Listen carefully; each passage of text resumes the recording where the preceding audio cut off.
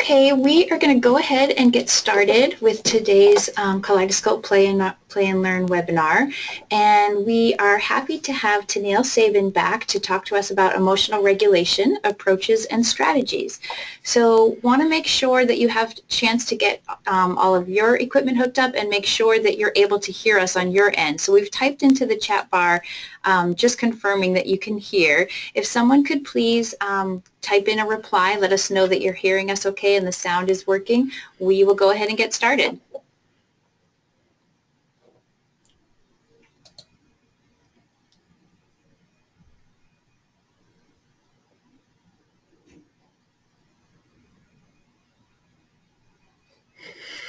Okay, you're making us worried.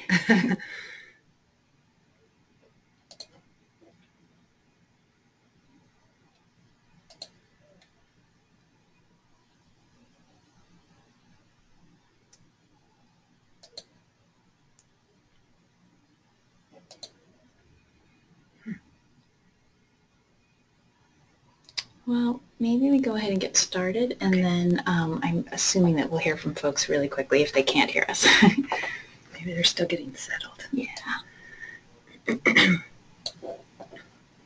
Okay.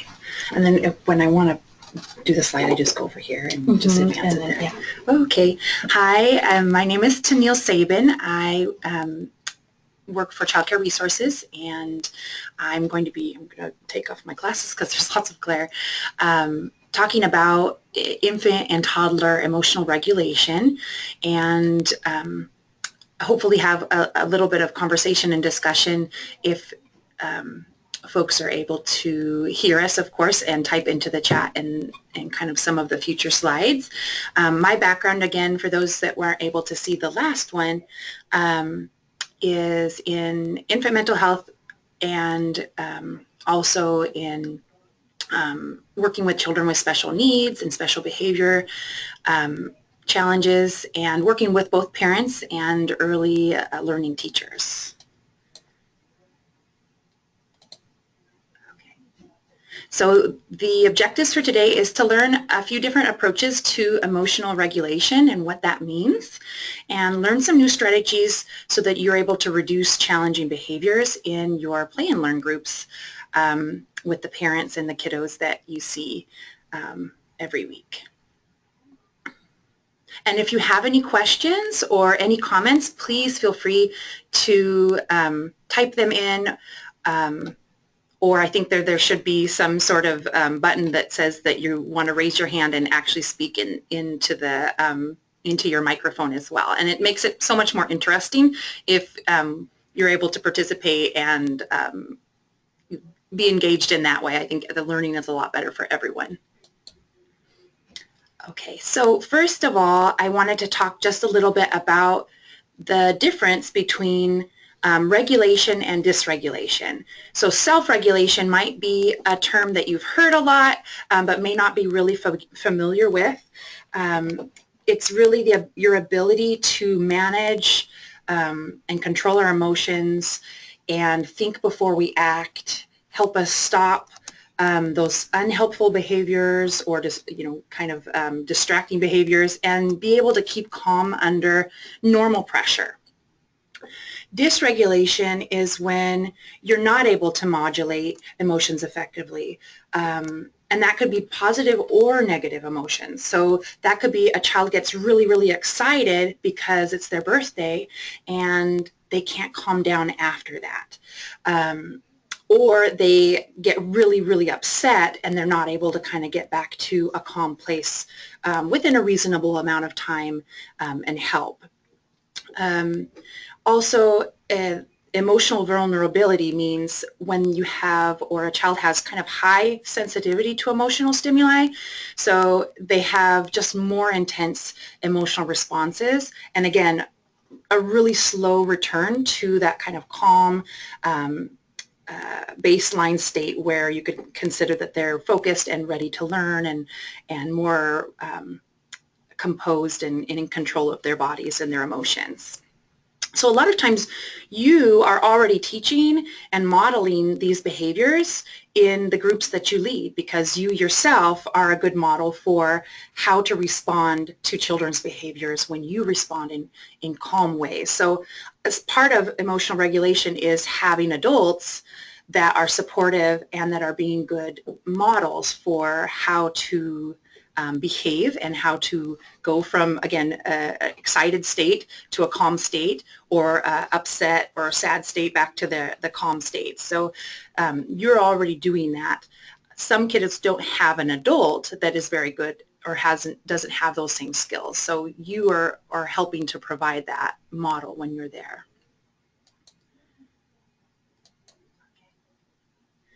And just a reminder, and all of you have probably heard this before, but the development of a child really occurs in the context of relationships.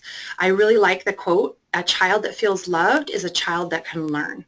So I'll read this really quick. "Young children experience their world as an environment of relationships, and these relationships affect all aspects of their development: intellectual, social, emotional, physical, behavioral, and moral."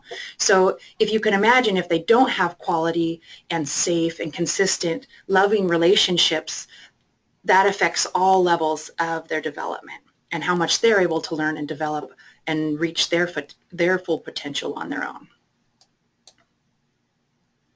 I wanted to show you this video really quick, and depending on your internet connection, it may or may not move along quickly, but it's something that we'll add the link for, and then also if you want to go back and view the recorded webinar afterwards, it should show up without a problem. And so the way that we engage with children or the way we behave around them really affects how they themselves are able to learn. And I wanted to show you this. Oh, that's funny. Maybe we'll go over here. Okay.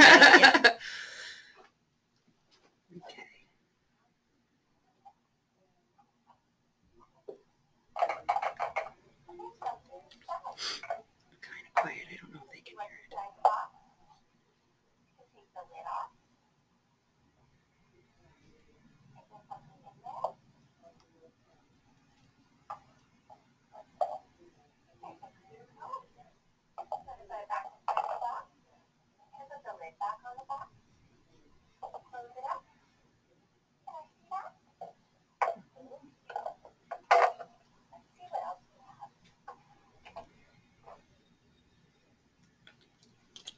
Got paused. Sorry, we're trying to make sure that you all can hear it. And we've got it on the highest setting here, but I don't know if there's anything we can do about the... Yeah, it looks like it's the highest. Okay. But we will include the link just in case it's not clear what they're saying. But just to give a really quick summary, there's the lady or the student is providing some toys to the toddler and, you know, kind of seeing if he's going to imitate what she does.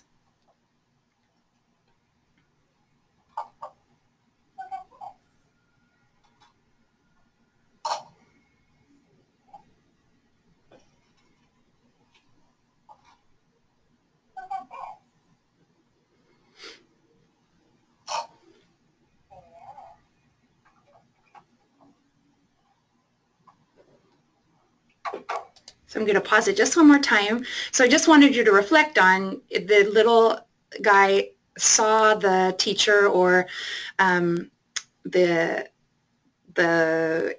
person who's leading the activity put the beads in the box twice. So just maybe reflect on, what do you think if she hands him that box and the beads, what do you think he would typically do in that situation? And a lot of times the response would be he's probably going to copy and do the same thing that she just did. And then somebody that he doesn't know just walked into the room and he's kind of curious about that.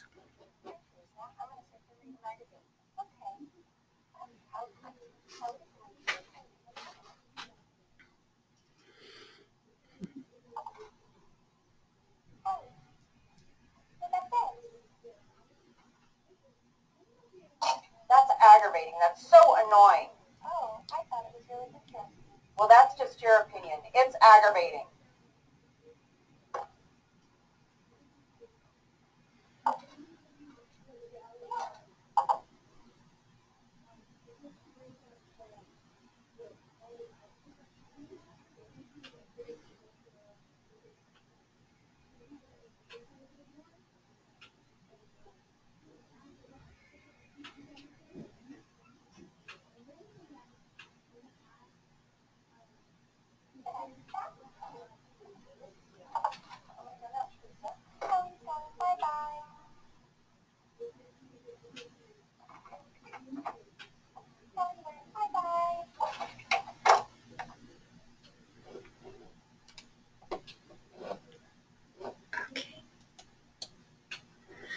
Oh, I'll go back one more. Where did it go? There we go. I'll go back one more time. So I don't know if you all can hear or are interested in kind of reflecting or answering this, but I would just put it out to you. So how, after seeing this video and after the other adult was kind of scolding and got upset with the first adult for playing with the toy in a certain way, when she handed the beads and the box to the child, he kind of shut down and he didn't want to participate, at least while that adult was there.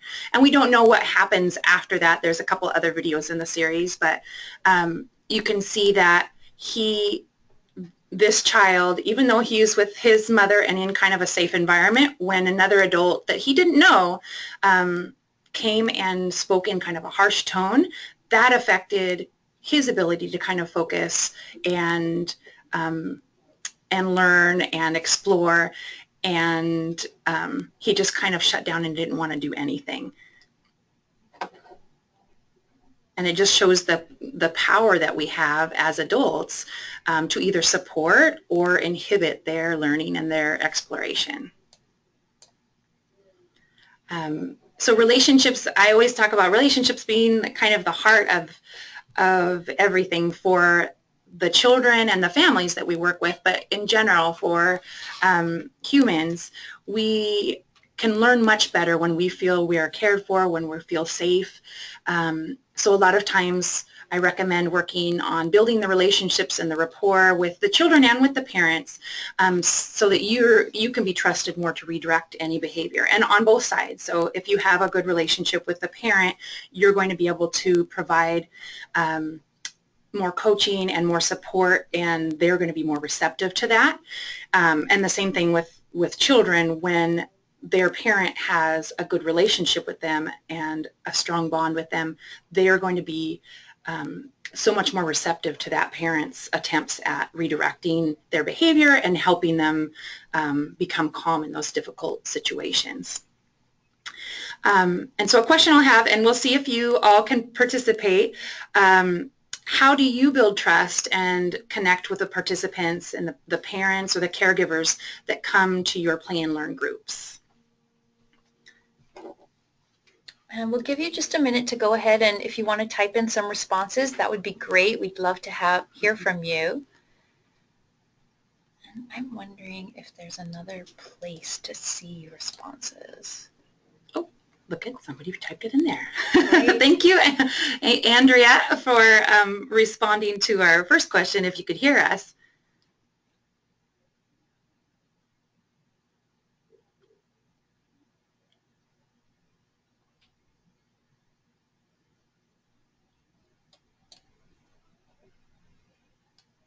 So I guess that's the question.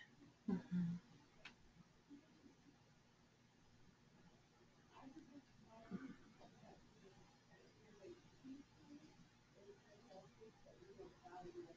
See, I think this is a little bit different. Like it should be going in the chat. Into the chat, yeah, but it's not showing up. And I don't know what it looks like on there. Under view, if up here, if that would give us another, this one. Oh, click on this? Okay. Here? Up at there. Okay, let's see. Mm-hmm. So it should be showing. Mm-hmm. Interesting.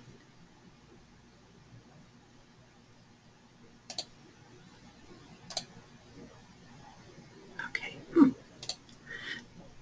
Well, maybe I'll type that into the chat and then they can answer. So I'm going to type the question into the chat, and then if you want to answer either through writing or through your microphone, please feel free to do that.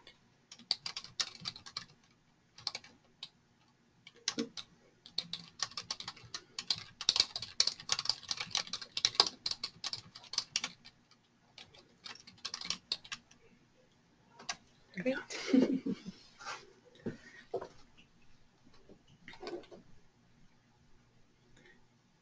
And we'll wait for about a couple more seconds and see if you're able to view the question, and then if anyone wanted to have to give a response.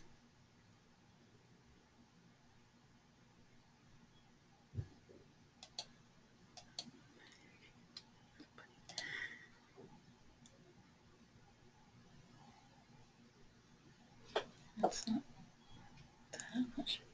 No. Mm-hmm.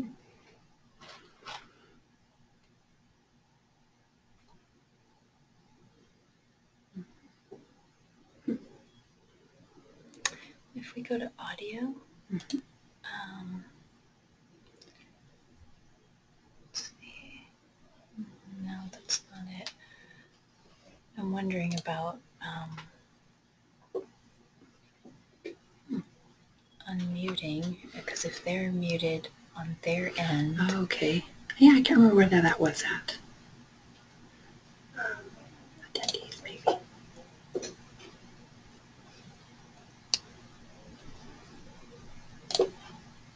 Oh.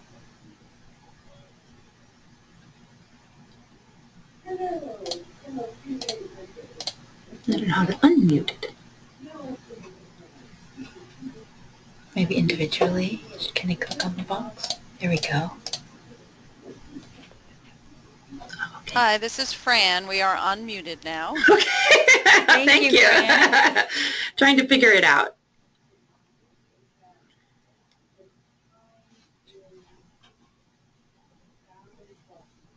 So if anyone would like to respond to that question, that would be great.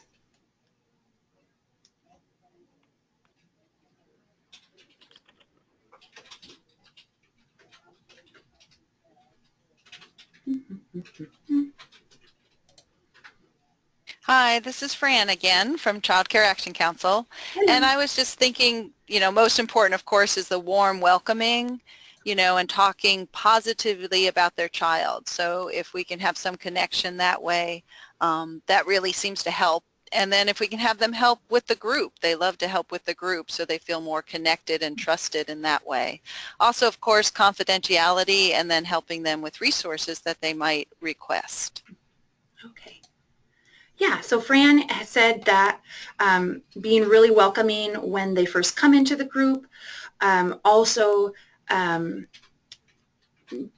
providing a space of confidentiality, and the second one that you had said, I have now forgotten. That they can have some leadership. There we go. Having them help participate in the group and have some leadership in how it's run and how the group progresses.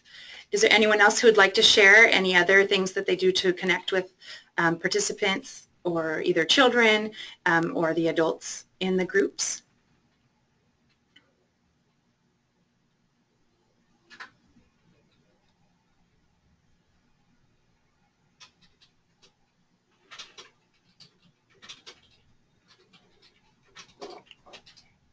Just move this over here. Okay, so I'm going to continue on, but if you think of anything else, go right ahead and type it into the chat. I'm not sure what is showing up on your end as far as chat or places to enter in text, but I will go back and mute everybody just in case anyone needs to, if there's any background noise or anything, but then if we have another discussion question, I'll unmute you all again. So again, when you are focusing on the good choices that children make, when you're focusing on their positive behavior, you're really investing in their long-term success. And it's the same with the parents. When you're focusing not on maybe how they shouldn't do things, but the moments when they are able to connect with their child, you're really kind of filling up their ability and their kind of emotional bank account so that later they'll be more successful when you're not there coaching them. So just some challenging behaviors that a lot of times either parents or the teachers that I work with, talk about. So tantrums, crying, throwing things, hyperactive behaviors, so like just really high energy, sometimes unsafe behaviors, climbing, jumping off of things, hurting other children, biting, kicking, and hitting, refusal to follow directions, talking back, whining. A lot of these behaviors are very developmentally appropriate for the infants and toddlers, as you know, but sometimes parents don't know always how to respond when they happen, or for some kiddos, kind of what would be considered within the typical range of what those behaviors look like might be, you know, they either happen more frequently or more intense than your kind of typically developing toddler or infant. And a lot of times parents, again, escalate the situation with their response because they're also getting emotional in those moments and are not quite sure how to respond. And usually what I tell teachers or parents is, even though their focus is the challenge behaviors, is to first start with self-regulation. It's really hard to have behavior management or, you know, positive discipline strategies without also addressing self-regulation. And so I'm going to put this out to the group again, and feel free to type in if that is an option for you, but or speak up so that everyone else can hear you. What strategies do you currently use when a child in your group is having a difficult time? Andrea, I have to do her too. Put me back over here, I guess. Great. So we would love to hear some real life examples, because it would be a small miracle if there was never a child that had a difficult time in one of your Kaleidoscope Play and Learn groups. So we'd love to hear some things that you've tried, maybe some that worked or some that didn't work so well.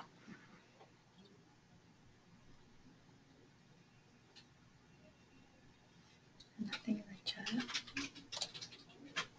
In there, I wonder if they can see that bubble. But I'm not sure. I'm not sure what it looks like on there yet. I know.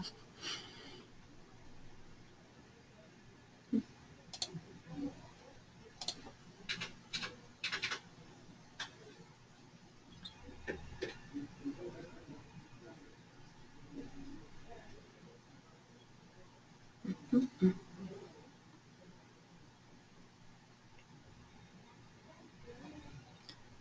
Okay.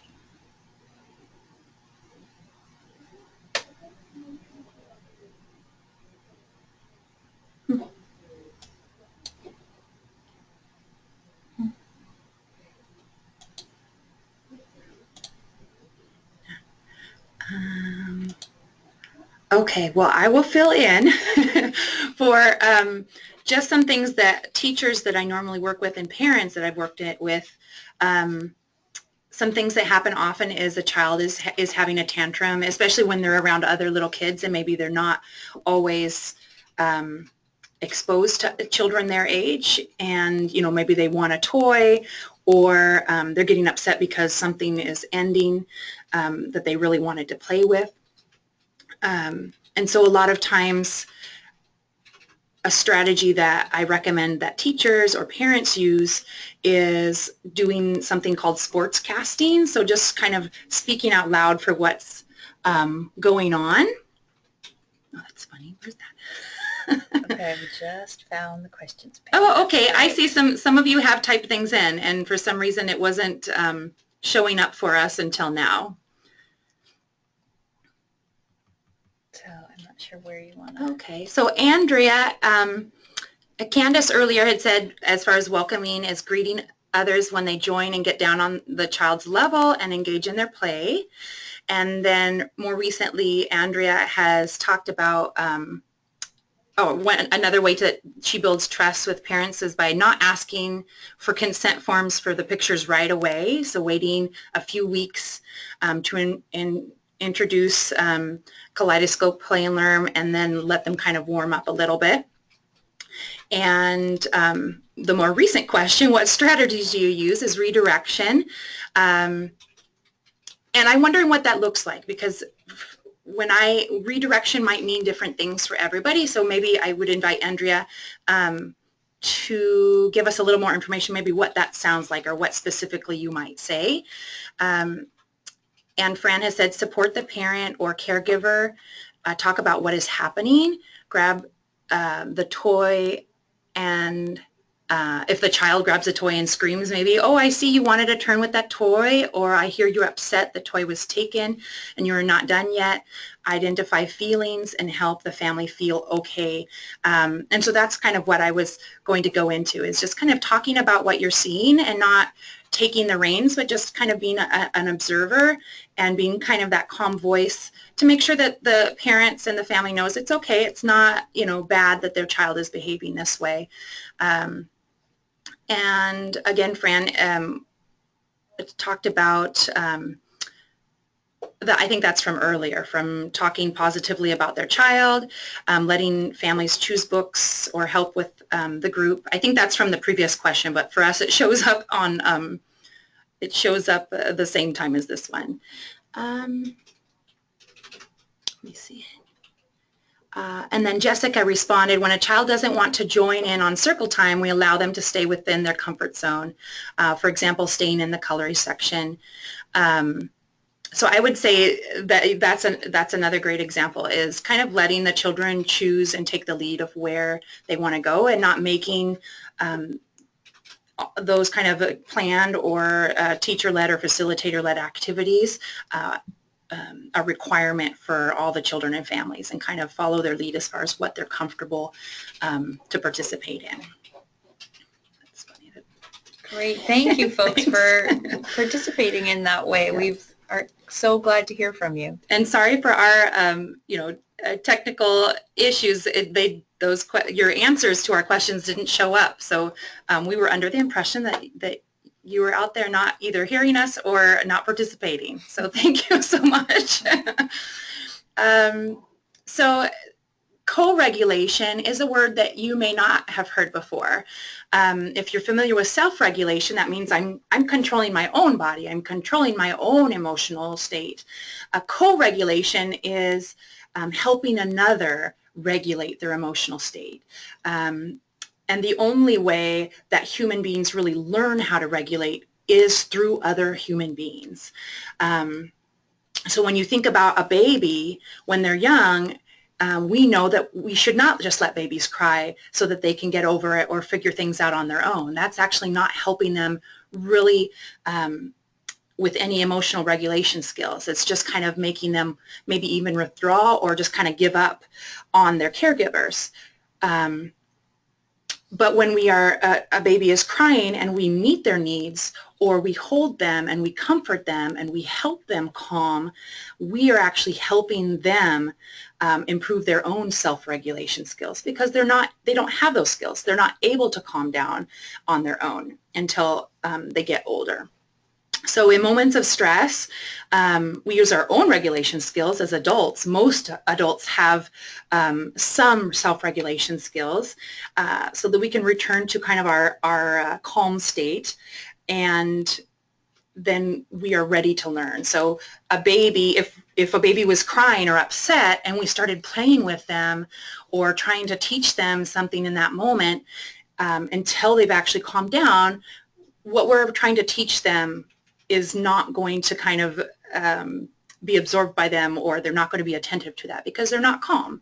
And the same thing with a toddler. If they're really active or they're upset, we want to make sure that they calm down first, and we address those emotions and what they're going through before we try to teach them something. And sometimes that means that we are doing some talking in the moment, but we might wait until they are a little bit more calm before we really kind of turn on any sort of like teaching language. And as with adults as well, when we hold another person's pain or trauma or stress, we're teaching them that pain or stress is manageable, and that they can have the skills to calm themselves as well. So just like if you went home and you had a really bad day at work and your partner said, "Oh, what's going on? Is everything okay?" And if you got upset and you were talking about things that happened, and you know, maybe two different things could have happened. If your partner was like, "I don't want to hear about it," and kind of left the room, or got upset with you, or started talking about themselves, or if they said, "Wow, that's really hard. I'm so sorry you had such a bad day." That second example would be them kind of holding you and helping you calm down. And we do that all the time with people that we care about and with coworkers. And that helps them kind of get it off their chest in some ways. Even though we're adults and we have more skills, sometimes we need others to help us. And when we are able to maintain that kind of calmness and closeness during those times that are difficult, especially for, of course, infants and toddlers and their parents, because for them or their caregivers, for them those are difficult moments when their own child is having a hard time. If we're able to maintain the calm and kind of help de-escalate the situation, we're also showing them that they're capable of having that same skill, and we're kind of helping them calm down in those moments. So you play a role for both the children and the adults. And again, co-regulation leads to self-regulation. Oftentimes, children that didn't have responsive relationships or parenting or caregiving that maybe was kind of uneven responsiveness or didn't help them with those with co-regulation or help them calm down, later on we'll see more and more behaviors of kind of a lack of self-regulation. So they're not able to get back to that calm state very well, or they need a lot of support to get back to calm.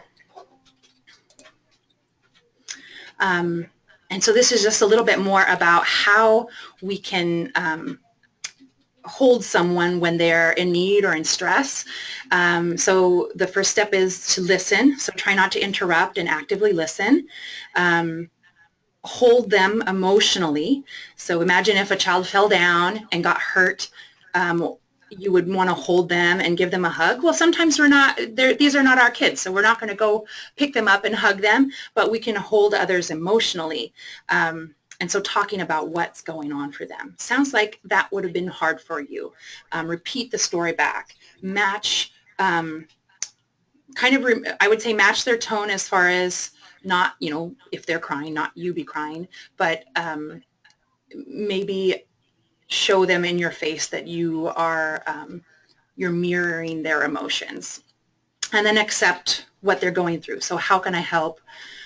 Now what are you going to do, and how can we make it better? And those are things that you can say to maybe a little bit older toddlers, and then also, with the parents as well. But you can always say similar things or adjust them just a little bit to what would be appropriate for the age group or the parents that you're working with.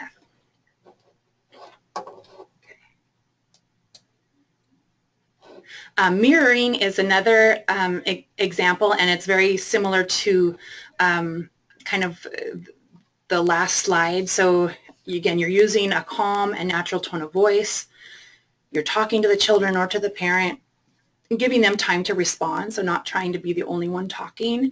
Ask permission if you are kind of taking the lead or helping a child calm down or trying to help them get out of the situation or modeling for the parent. Ask permission from the parents and then also from the child before touching or moving them.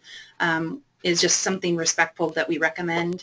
And instead of trying to reassure them like, oh, it's going to be okay, mirror a little bit how they're feeling. Like, wow, that's really, really hard for you. You seem really sad. It made you sad, like Fran had said, it makes you sad that you really want that toy and it's hard to wait. And there's just an example at the end there. So you sound so sad. You feel like no one likes you, or so that could maybe be for a little bit older child or a preschool child. And a mirroring response will lead to an opening of genuine opportunity for connection. So the more we're able to mirror the parents and the children, that kind of creates a stronger trust relationship because you're showing them and giving them an empathetic response so that it feels safer for them to express those emotions. And these are just some things when I have worked with teachers and parents, some other ideas or strategies that they've used with kids, and some of them may or may not be appropriate or may not work for different parenting or caregiving styles. Close proximity, giving some consequences, natural consequences. Ooh. See, it changed back on me. Providing some options, and again, we want to make sure that when we are giving some of these teaching behaviors that we're making sure that the child is at least or the parent is at least in a calm enough state to be receptive to them. If they're in the middle of having a tantrum, we might not want to be giving them options in that moment. We want to probably start with mirroring and talking about their emotions and helping them calm or get back to a closer to calm state before we recommend, oh, would you like to do this or would you like to do this, because they're going to be less responsive to that. Allowing them to express feelings and making it okay in your group, stating it explicitly that it's okay, emotions, all emotions are okay. And then, you know, asking parents maybe before one of those situations happen or afterwards, you know, what do you normally do when this happens? Staying calm is a really big deal, especially since sometimes the parents we work with are not able to stay calm. So if you're able to, again, that is a really strong and positive step towards helping them also stay calm, because you're one, modeling how to respond, and then also you're able to kind of keep them and their emotions supported in that moment as well. And then changing the schedule. So, you know, if you have some regular participants or kiddos that come, maybe, and you probably already do this naturally, is thinking about ways that you can change the schedule around or change the setup of the group to work for more of the kids. If some of the kids are struggling with the changing of activities, or they're struggling with different parts of maybe the closing or the opening, brainstorm about how you could maybe make that work more for kiddos. And this is a strategy from the book The Whole Brain Child from Dan Siegel. He has some videos on YouTube as well, but they're kind of long. But the book itself is really nice because it provides, one, it's really easy to read for the most part. It's in English and Spanish, and they have little like comics with examples of what it might look or sound like. So that might be something, if you're interested in getting that book, it might be something that you could, you know, take some copies of some of those to hand to parents, because they're picture depictions of maybe situations that happen very commonly with children, and then shows the child's behavior, and then it shows how the parent should or could respond in a kind of caring and nurturing way. So the most difficult moments are the most important to connect, and his recommendation is connect first and then teach. So that kind of what I said is you want to make sure you're supporting their emotions and their feelings first, and then provide the intervention or provide the options, or talk about, like, you know, that really hurt when he did that. What can we do next time? Or you were really upset about that, and, you know, kind of help them through the emotions first, and then maybe ask, well, you know, what would you like to do now? Would you like to go play in this area, in this area? Would you like to wait for the toy? Is there another one that you want? So maybe, again, focus on the emotions first, and when they're kind of getting over that and validated, which sometimes is very hard to wait for, then start in with like redirection and teaching. And these nurturing connections actually build the parts of the brain that will support emotional regulation and self-regulation later. Every time you have those kind of interactions with young children and their parents as well, where you focus on connecting with them first, you focus on the relationship first, and then on those kind of teaching moments, you're helping build the parts of the brain that they will need for you know, higher level thinking and problem solving and cooperation, and of course that self-regulation later on. A couple ways that you can connect with children, getting down on their level, and I think Fran or one of the other participants had said that, giving them an empathetic look or nod, validating what they're going through. I see that you're feeling, even if you are uncomfortable with the behavior, it's something that you can talk about. And sometimes you might even ask them, oh, you seem really uncomfortable. You might not even be able to put a name on what even the adult or the child is going through, but just say, you know, I wonder what you're feeling right now, if you're not sure what's going on with them. Sometimes just saying it out loud might kind of help them start that process of reflecting on their own emotions. Stop talking and listen. So a lot of times in those moments we tend to talk a lot, so just leaving a little bit more space for the emotions to happen, for the adult to also be able to kind of take part and take the lead in that situation. And this would be more for the parents, is not to lecture or threaten children, which is sometimes because they want them to stop crying or they want them to stop. They might threaten, oh, we're going to leave, or, you know, I'm going to give the toy away, or you have to go home and go to bed. I hear that a lot with parents and sometimes with teachers as well, because again, the emotions are so big and it's so hard to get through that. A lot of times you just want it to stop. And so making those emotions safe and okay in that space is really a kind of some work that you can do around talking with the parents so that they're not uncomfortable or embarrassed when their child has challenging behaviors or is really emotional. And then repeat back what you have heard sometimes from the parent. So if you ask them a question or something that the child has said, again, repeating it back helps them kind of learn and calm down more in that situation. And then just some more like basic tips for respectful interactions, which I think these are very basic with all of you that work with children and adults. Using warm, calm, and natural tone of voice, giving wait time, and I would say with adults as well, because everybody processes or reflects on things at a different level, and sometimes we'll ask the question and we might only wait like 2 seconds, and then we're already either asking another question or we're taking action or we're giving them the answer.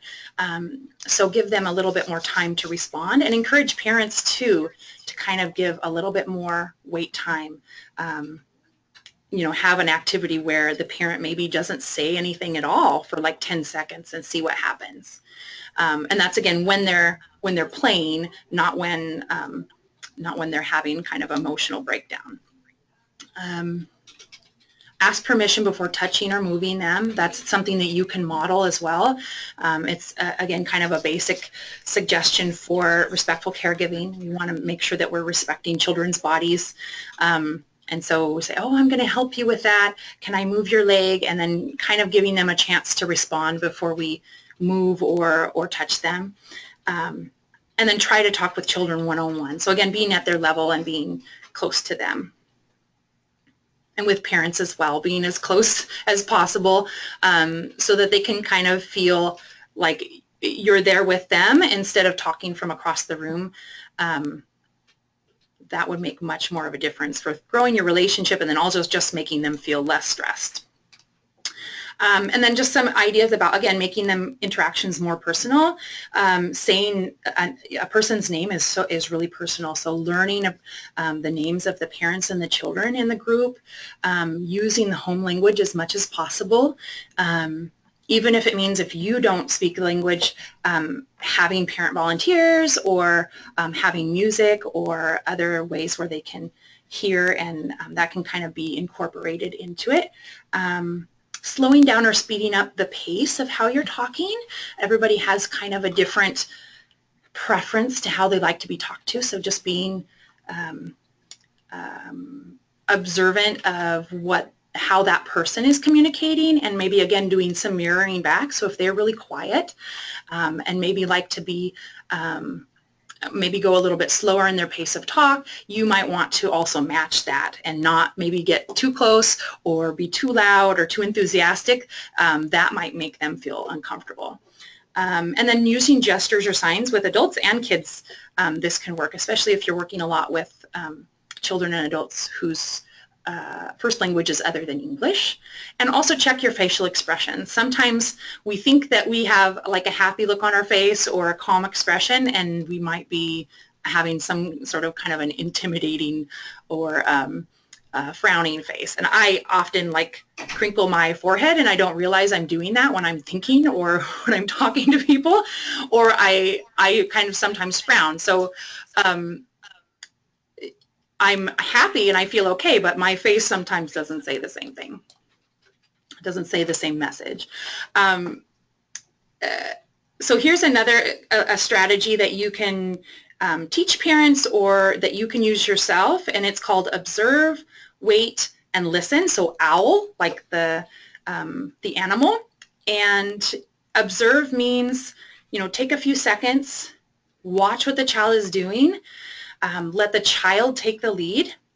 Again, waiting, so you're waiting for that child to give you some sort of a cue that they want to invite you into their play, and to see what they're interested in. So if you open up a book and you automatically start pointing at the pictures, that doesn't give them a chance to kind of take the lead. So maybe show them the book, see what they want to do, where they go first. And sometimes that means paying attention to where their eyes go if they're not pointing.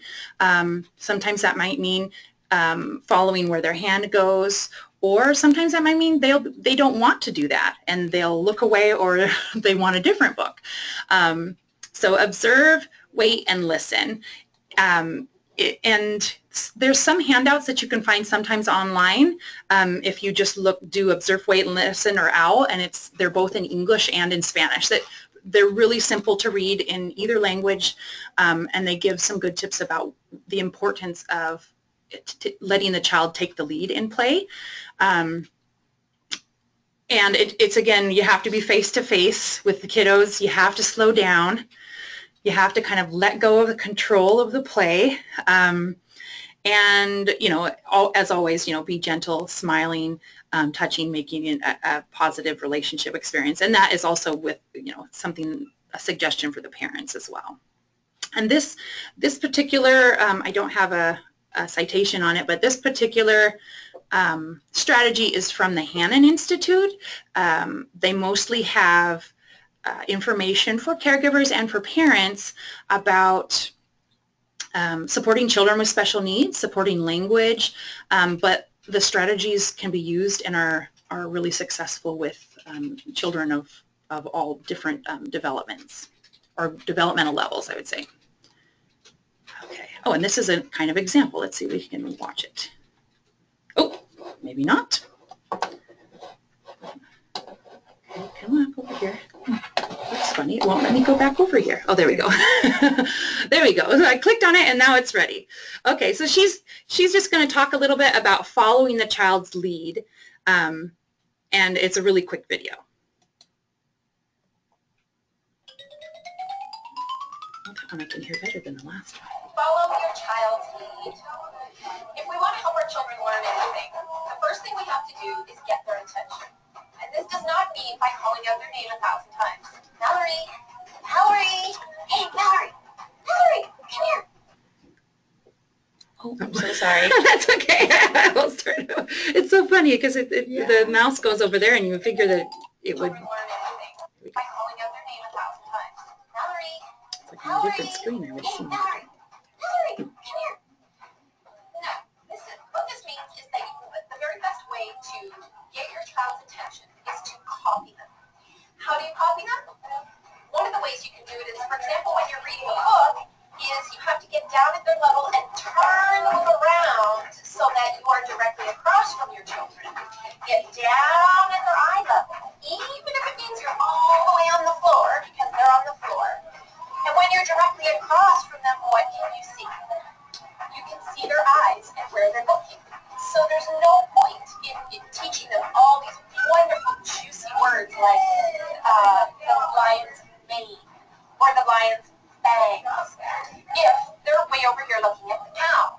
You want to stop, pay attention to what they're looking at, talk about the cow for a while, and then you can make your way over to the lion or teach them whatever it is that that you want to teach them.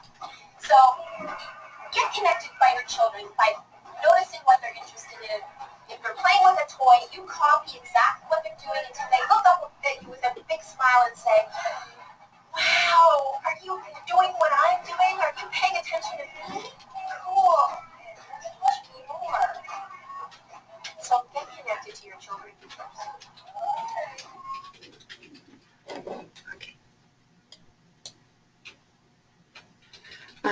So just a little bit about that one. Again, sometimes we feel like us as the adults are the ones that have to teach children, that we hold the information, and then we need to guide their learning. And we really need to, as much as possible, be providing that space and that quiet for them to be exploring things on their own, and let them, again, lead the play. And we know that the more that they are initiating and choosing what they do, and we are responding to their interests, the more they're going to learn, and the more their brain develops. And this strategy is just one more strategy you can give to parents, or again for your own support with dealing with challenging behaviors in the classroom or in the play and learn. Think first why, then what, and then how. So why are they acting this way? What is the reason why this child is crying? Why is he hitting the other child? Why is he biting? And once you kind of have a better idea of what the reason might be, then that will determine what you want to teach them, or what your behavior is, or what strategy you're going to use in that moment. And then finally, how can I teach this lesson? Am I going to just go in and just be close to them and watch what happens? Am I going to provide some narration or sports casting to talk about two children and what they're doing, or talk about their emotions? There's a couple different things, and that will be, again, according to each individual situation. There's no just one way. And so these are just ways that you can kind of think in those moments and have a guide for you, and then also for your parents. This is something that I've seen centers post for parents and for the teachers themselves to see, so that they don't automatically react emotionally, but can slow down a little bit and take the time to problem solve through those situations. These can kind of be helpful reminders to have available. Okay. And with my work with children with special needs, another strategy or another kind of model that is used to figure out the why of behavior, because a lot of times we think, and parents especially, they think that children are behaving a certain way to get back at them or to get attention. And there's actually a couple ways to consider the reasons behind the behavior. And this is just one model. This is not the only way of looking at it. This is typically the model or the strategy that is used in working with children with special needs, either emotional needs, children with autism, children with ADHD, but it also can be used to talk about any human behavior. And so its SEAT is the acronym, S-E-A-T, if you want to remember that. And it just is, again, it's another tool to help you and the parent reflect on the reason behind the behavior. Because before you can address the behavior, you have to figure out why it's happening. So one is sensory. So I'm doing it because it feels good to me. And that can mean I'm biting my fingernails. That can mean I'm jumping off of the sofa. That could also mean that I'm hugging or pushing other kids really roughly. So sometimes kiddos, they automatically do what they need to get their needs met. So sometimes those behaviors are unsafe or they appear aggressive, but they're doing what their body is kind of asking or demanding them for.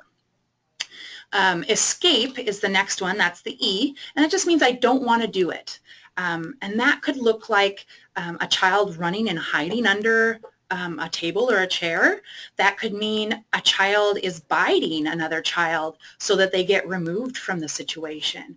That could mean a child is taking much longer to get ready to go in the morning, so they don't want to get their diaper changed, they don't want to get dressed because they're anticipating having to go to school or to childcare.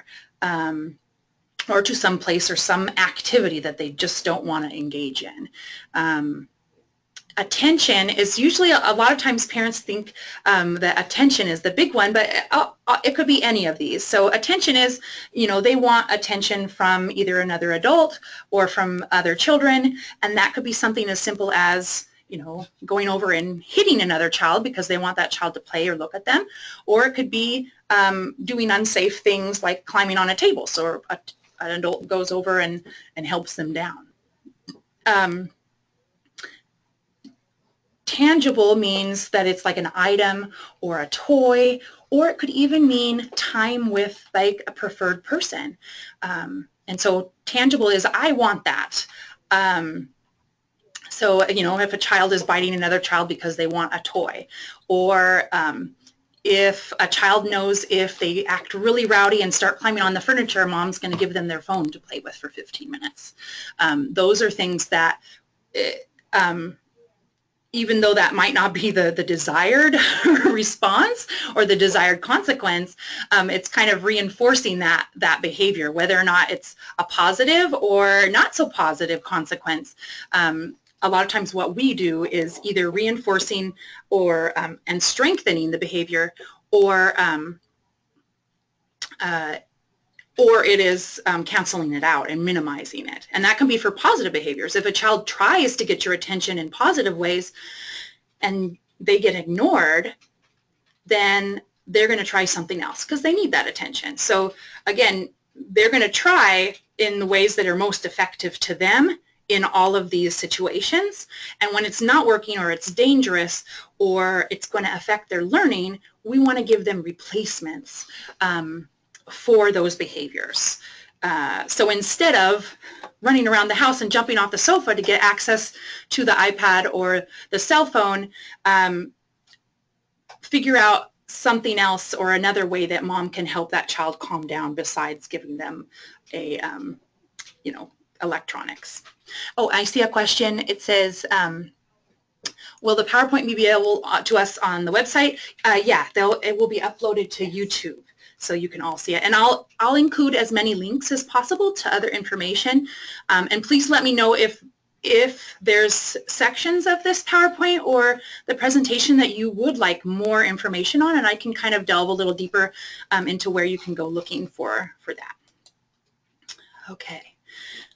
So after you know the why, and sometimes it's not really obvious, you're going to have to do some detective work, and sometimes it's trial and error. So after you figure out the why of why a child is behaving a certain way, figure out what does that child need in this moment. So sometimes it could be they're tired, hungry, angry, or bored. They might need something emotionally. And then think about or reflect on, and this could be, again, something for parents, have I given them enough positive attention today? Have I made enough deposits in their emotional bank account for them to feel calm and settled and content? Okay, and I don't know how much time we have. It's actually 11:30 now. Okay. So I might skip that. Oh, okay. So this is, so now it's like question answer time. Okay. Yeah, okay. I mean, if we have time, we can watch it. It's kind of a long video, but this video, I'll just include it in the, we might watch a couple minutes of it because it does have some great sections, and then you can kind of see what it's about.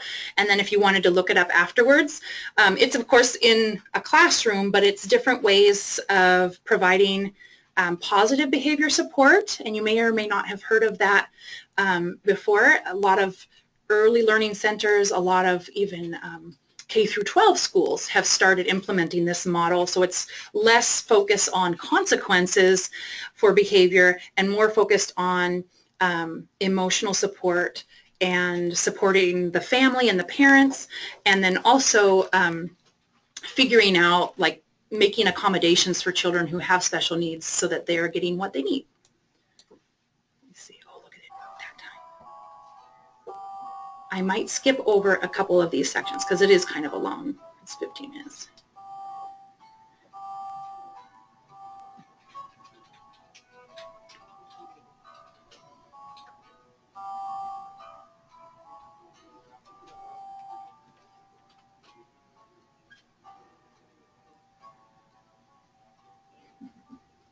just really are family-based. I mean, our parents can come to us when they have a problem.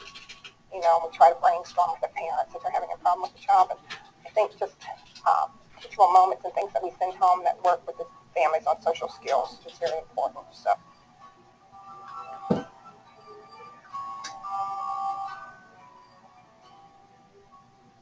I think building relationships with parents is one of the most important pieces of working with families. It's my belief that it's impossible for us to properly engage the child if we do not first build a relationship with parents.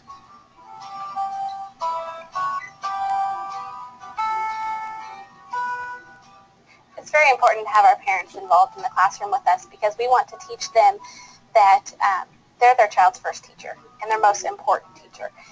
We just want to come alongside them and provide education alongside with what they're getting at home. I'm learning things as well as my children are and being able to take it home. That's one of the most important things to me, that they're learning. It lets him know that I love him too, that I have time for him. Even though mommy's busy with the baby, I still have time for him. My lap's big enough for two. We had opportunities to help make PBS kits to take into the home. We've been asked to help with a lot of stuff because we are in the home with the families. And so we get to produce our ideas and we work from that. Also, by talking, you build that relationship with them. They develop trust. Even though they can't understand your words, they can understand your facial expressions, your eye contact, the warmth that you have in your voice. We teach baby sign as soon as 7 months. Sometimes we start to teach baby sign. That helps children who are very young and don't have the words yet to communicate what they want. Find this other section where they're talking about, I'm going to move it just a little bit to a section they talk about supports they have for emotional regulation. Let me see if I can find the right one.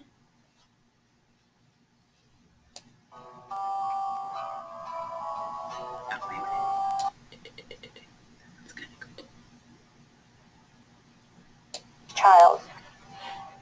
And with that child, we use social stories to help transition from parent to the primary caregiver for the day. And when Dad dropped off, we did not have a social story because he had not dropped off previously. So I asked Dad, I said, is it possible for you to come tomorrow so that we can create this social story to help Landon transition into the classroom? And he agreed to do that. The next day when he came, we took lots of pictures and we went through what Landon does every single morning when he comes into the classroom. So now Dad is able to use that social story to help Landon transition into the classroom every day. So they both always know what to expect when they arrive. So that's a social story, and I don't know if you've ever heard of that term, but it's basically, it's if you know the books that are like Hands Are Not for Hitting, or you know, things that are about manners and being gentle. These are kind of making your own social stories that are specific to the children in your group. And if it's okay, again, if you can take pictures of some of the kids, it could help some of those kiddos who have a hard time with the routine, creating some sort of picture schedule or a picture book about what to expect. And it would be really great if you could make one, if you have kiddos that typically attend. It could be an activity too that the parents help make that, so that when they go home they can kind of walk through that routine, especially those kiddos that have a hard time going through the schedule or going through those transitions, that they can take that home with them and kind of read it over, or look over the pictures and talk about what to expect. And then also, if there's any way that you can have some sort of visual representation of what your plan is for the day, that can help parents, but that also will help the kids know what to expect, and you know, be referencing those pictures when you're doing those activities or what to expect next. That just makes, for some of those kids that have harder times with self-regulation, knowing what to expect and that everything is not just a mystery that's happening out of the blue will really help with their emotional regulation. And let me see, there's one more little strategy on here I wanted to show you. and then you can all look at the video later. Oops, this is day. Oh, here we go. Okay, we'll just watch one more minute.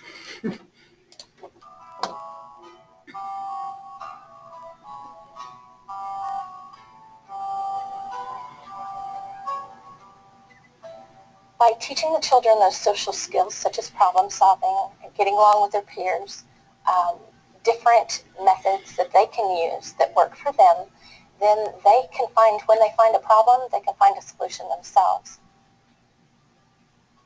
Feelings check-in. They come in every day and they check in by placing a little stick with their name on it in a little pocket that tells us how they're feeling that day. Most of the children come in and they're happy to be at school, so it usually goes in the happy pocket. But there's a few that come in that say they're mad or upset or whatever, and we try to monitor that and get them moved to the happy pocket.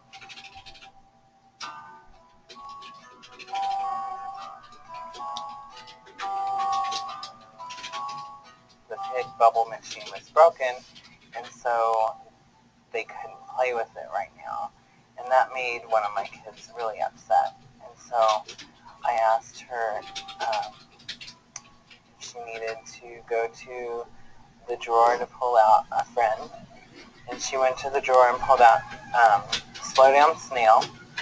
And she got the book about our emotions in the bottom drawer, and we went to library.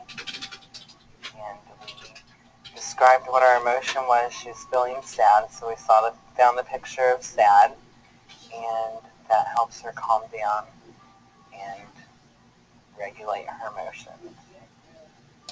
Okay, so that's just another strategy. And again, this is a preschool, so it's a little bit, of course, older group than maybe some of the kiddos that come to your Play and Learns. But having some sort of visual for feelings and kind of a feelings check-in for the parents and for the kids might be a good idea.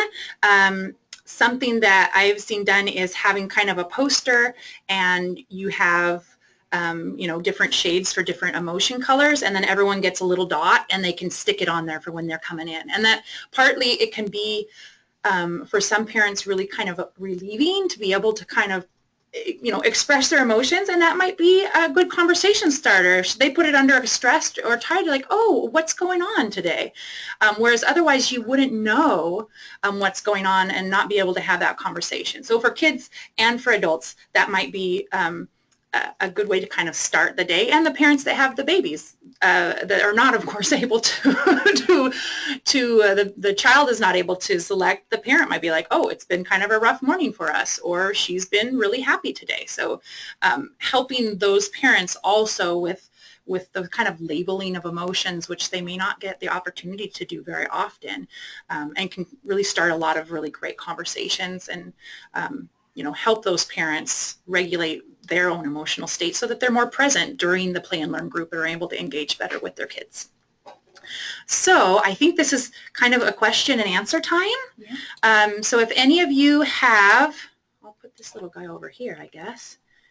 Okay, so if any of you have any questions or any doubts or any comments about the information, I know I tried to show a couple different strategies, and then I'll provide links because I want you to have as many tools in your toolbox as possible, and so that you can kind of figure out what works best for you and what technique you kind of would like to implement or support parents in implementing more and learn more about. So let me know if you have any questions or comments or any wonderings.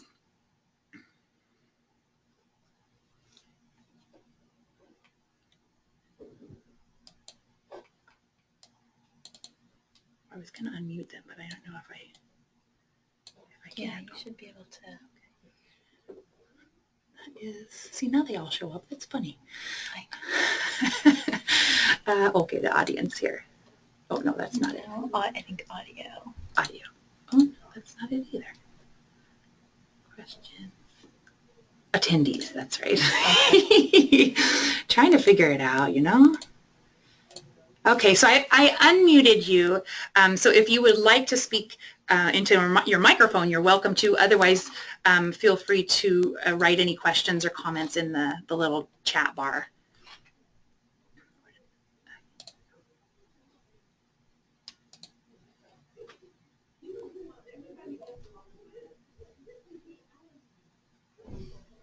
And there may even be some up here. Oh, okay. Yeah, it's like it's not in. There we go. Maybe I can. It was not in order of time received.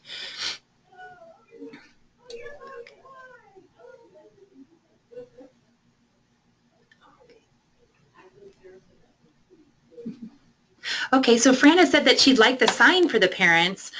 So I will try to dig that up and either find the link that you can, go to grab it, or I have one that I've given to teachers, and so I'll either send that to Jennifer or see if there's some place that we can upload it so you can access it.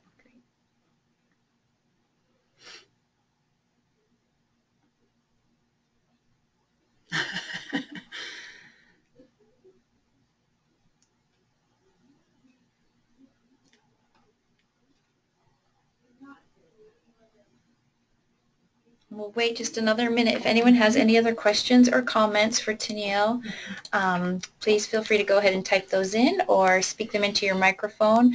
And know that we will upload the entire presentation onto our YouTube account, so you can always go back and look at it there. And there's also a PDF of the PowerPoint is attached in the GoToWebinar site. So if you just wanted to print that out, you'll have all of those materials as well.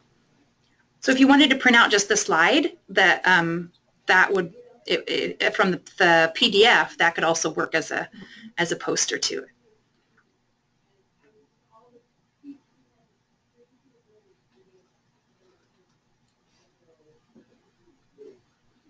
Okay. So question from Andrea is, how would you suggest approaching a parent in a respectful way when we want to help them understand better ways to handle a behavior? Okay. So a lot of times what I try to do is I want to focus on the relationship first. So I don't want to start off like giving them advice and saying, I would do this or you should do this, because a lot of times us as adults, and especially parenting, it's very personal, and a lot of times we might feel really vulnerable or embarrassed, even if somebody's giving us wonderful, great advice. A lot of times we're not ready to hear it. So first I would say make sure you have a supportive and kind of good rapport and good trusting relationship with that that parent. And then maybe start out by pointing out the good things that they did. And that could mean, you know, sometimes it's kind of hard to think about a good thing in the interaction, but there has to be something that you can pull out before you can give any sort of critique or feedback. You want to focus on something good that they did. So that could be, wow, I really like how you were down on his level and you were trying really hard to get him to calm down. Or I see that you really want to help him share. So even if it's not necessarily they did it in a positive way, you can also talk about the intent of what the parent is trying to do, and that they're doing their best to help the situation. And I would ask them, say, you know, how do you feel that's working, or how do you feel, what did it feel like when you were helping him? And that might help them also say, you know, it's really frustrating. I don't know what to do. Or, you know, you might have a parent also that they don't want your advice, that they're like, oh, that's how I deal with it, and that's the best way. So you have to be a little bit more careful with how you provide that feedback. And you can just say, well, you know, I'm wondering, you know, here's another way of doing it. And you want to be, again, very humble and very gentle in your language when you're giving feedback, but also always start with the positive, something great that they did, and then maybe say, you know, I wonder how he would react if this happened, or what else have you tried? So you could leave it more open. It's like, what seems to work with him or her when he does that?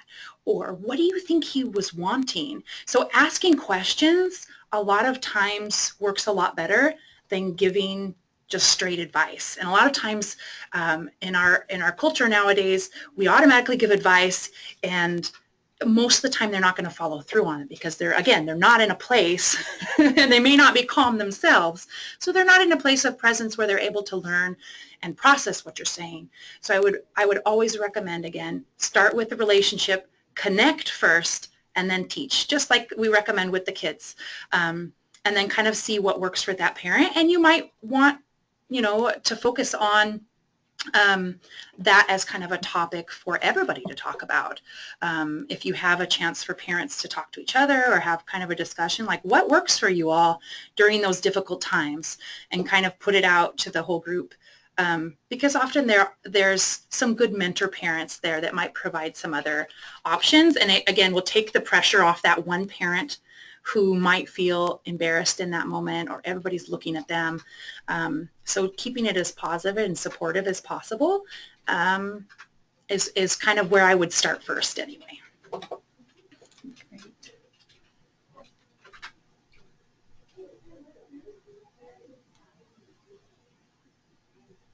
Okay, well, it doesn't look like we have other questions at this point, but know that you can reach out to us at any time. And this was great. Thank you so much, Tennille. Yeah, this was really great information. And again, you can check it out again on our YouTube channel, and feel free to get in touch if we can support you in any other way. So, yeah. Thank you again, everyone. Thanks a lot for being there and for your questions and comments. bye-bye.